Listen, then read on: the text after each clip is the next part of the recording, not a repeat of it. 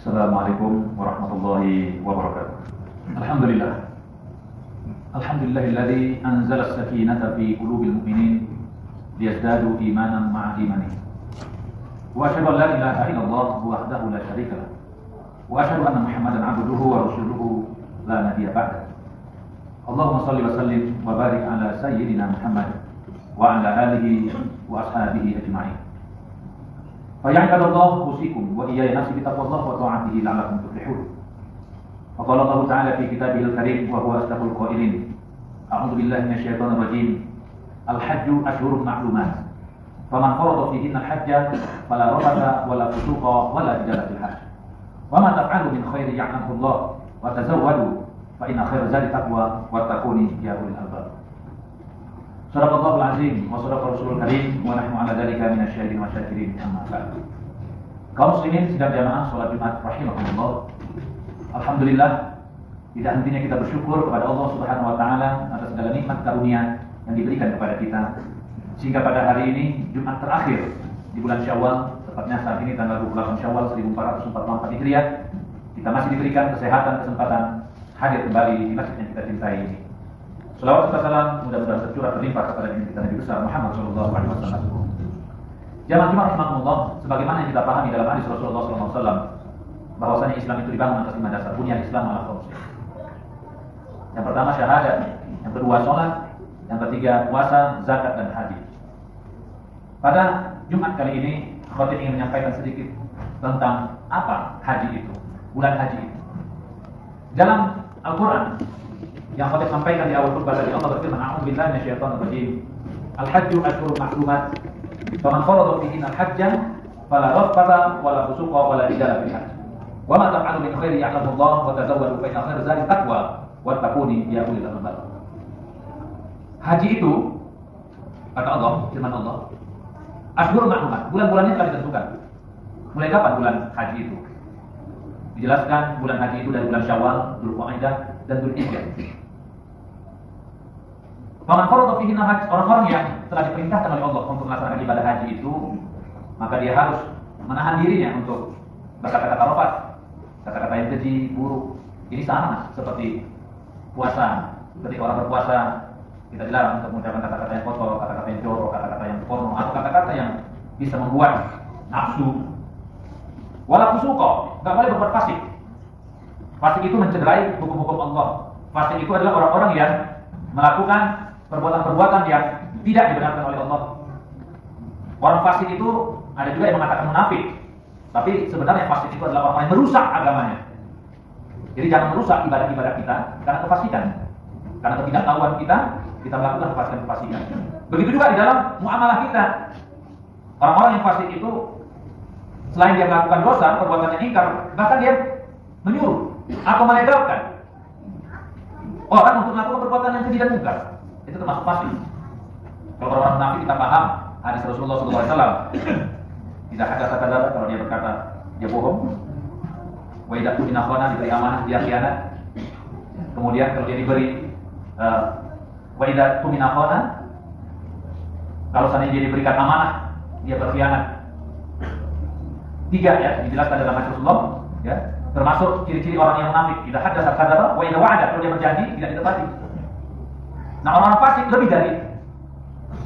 Maka jangan ketika kita diperintahkan melaksanakan ibadah haji, wala rafatha wala fusuqa wala jidal, enggak boleh bertengkar, tidak boleh berkelahi. Wa ma taf'alu min khairin ya'lamuhu Allah. Apapun amal-amal yang kita lakukan, Allah pasti akan menilai amal-amal kita. Kebaikan-kebaikan yang kita lakukan itu jamaah sekalian, jangan karena ingin dilihat orang, jangan karena ingin dipuji orang, tapi lakukan karena Allah. Oleh karena itu Allah mengatakan, "Wa ma taf'alu min khairin ya'lamuhu Allah." Allah Maha tahu. Begitu juga dalam ibadah-ibadah kita, tidak hanya masalah ibadah haji saja. Kebaikan-kebaikan yang kita lakukan, dan ini juga sebagaimana disampaikan oleh Luqmanul Hakim kepada anaknya. Ya bunaya, innaha in takum mithqala habatin min khardalin. Kalau kau melakukan sekecil apapun amalan, maka Allah akan mengetahuinya. Jadi jangan kita melakukan amal-amalan karena ingin riya, dipuji atau sum'ah, ingin diperdengarkan. Maka apa kata Allah, wa tazawwadu fa inna khairaz zadi taqwa wattaquni ya ulil albab.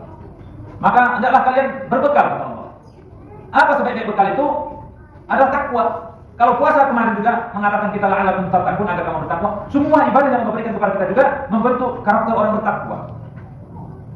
Maka di ayat ini Allah mengatakan, "Wa tazawwadu, berbekalah kalian, fa inna khairu zadi taqwa wa taquni ya ulil albab." Bertakwalah kalian, wahai orang-orang yang cerdas, orang-orang yang cerdik, orang-orang yang memiliki pengetahuan. Ini tuntutan kita agar kita menjadi orang yang ulul albab. Jangan cuma rahimahullah, alangkah bahagianya orang-orang yang alhamdulillah tahun ini dipanggil melaksanakan ibadah haji. Karena ibadah haji itu adalah perintah Allah Subhanahu wa taala kepada kita. Bahkan sudah dikumandangkan sejak zaman Nabi Ibrahim alaihissalam. Di dalam surat Al-Hajj, Nabi Ibrahim mengatakan, jadi perintah oleh Allah, wa'adzin fil nasi bil hajji ya'tuka rijalan wa 'ala kulli dhamir ya'tina min kulli fajjin 'amik. Kumandangkan itu. Azamkan ibadah haji itu. Maka mereka akan datang kepada kamu, akan datang melaksanakan ibadah haji itu dengan apa? Rijalan, baik dengan berjalan kaki, wa 'ala kulli dhamir, bahkan juga ada yang mengendarai unta sampai untanya tadi kurus. Ya'tina min kulli fajjin 'amik, mereka akan datang dari penjuru manapun untuk melaksanakan ibadah haji. Maka kita bercita-cita bisa melaksanakan ibadah haji bagi yang belum melaksanakan ibadah haji. Karena ini kewajiban bagi orang yang mampu. Walillahi 'alan nasi hajjul bait man istata'a ilaihi sabila. Kalau orang yang tidak mampu, maka dia tidak diwajibkan untuk melaksanakan ibadah haji. Tapi orang yang mampu melaksanakan ibadah haji kata Rasulullah dan dia tidak melakukannya, Yahudian atau Nasrani. Dia mau pilih mau matinya Yahudi, apakah dia mati Nasrani. Kaum muslimin sidang jamaah sholat Jumat rahimahullah. Oleh karena itu kenapa? Ketika kita menunggu musim haji yang memang kita diperintahkan setiap tahun sekali, tapi ketika terhalang dengan kondisi negara kita, karena istitoah di sini bukan hanya dari sisi finansial saja, bukan dari sisi uang saja. Banyak orang yang punya uang tapi belum pergi ibadah haji. Kemudian fisiknya juga harus kuat, sehat. Kemudian juga ada kendaraan yang mengantarkan. Begitu juga kondisinya aman. Apalagi kondisi sekarang ini, kita menunggu haji bisa sampai 15 tahun bahkan lebih. Ada 20 tahun, ada 25 tahun. Tetapi jemaah sekalian rahmati Allah, kalau kita sudah berniat melaksanakan kebaikan itu Allah sudah catat. Oleh karena itu bagi yang belum melaksanakan ibadah haji, niatkan untuk melaksanakan ibadah haji.